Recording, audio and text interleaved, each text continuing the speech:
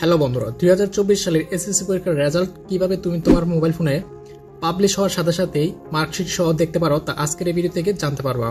তো বন্ধুরা, কথা না বাড়িয়ে চলো শুরু করা যাক। তো বন্ধুরা, তোমরা যে কোনো একটি ব্রাউজার ওপেন করবা। তো আমি এখান থেকে ক্রোম যে ব্রাউজারটি আছে সেটা ওপেন করতেছি। তো ব্রাউজার ওপেন করার পর এডুকেশন বোর্ড রেজাল্ট লিখে তোমরা সার্চ দেবে। তো সার্চ দেওয়ার পর প্রথম যে ওয়েবসাইটটি দেখতে পাবে এডুকেশন বোর্ড রেজাল্ট .gov.bd, এটার উপরে তোমরা ক্লিক করবা। ক্লিক করার পর এরকম ইন্টারফেস পেয়ে যাবা।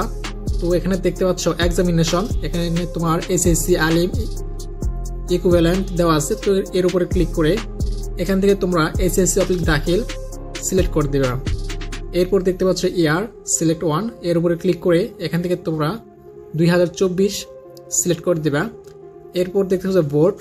তো বোর্ড এখান থেকে যদি তোমরা বরিশাল বোর্ডের হয়ে থাকো তাহলে বরিশাল দিবা, চিটাগং হয়ে থাকলে চিটাগং দিবা, বা ঢাকা হয়ে থাকলে তোমরা ঢাকা দিবা। অর্থাৎ তুমি যে বোর্ডে আসো সেটা সিলেক্ট করে দিবা। তো আমি এখান থেকে বরিশাল দিয়ে দিলাম। তার নিচে দেখতে পাচ্ছ রোল, অর্থাৎ তোমার যে রোল নাম্বারটা আছে সেটা তুমি এখান থেকে দিয়ে দিবা। দেওয়ার পর রেজিস্ট্রেশন নাম্বার দিবা। তো তোমাদের যে রেজিস্ট্রেশন নাম্বার আছে সেটা তোমরা এখান থেকে দিয়ে দিবা। এরপর এখানে দেখতে পাচ্ছ 8+5 দেওয়া আছে।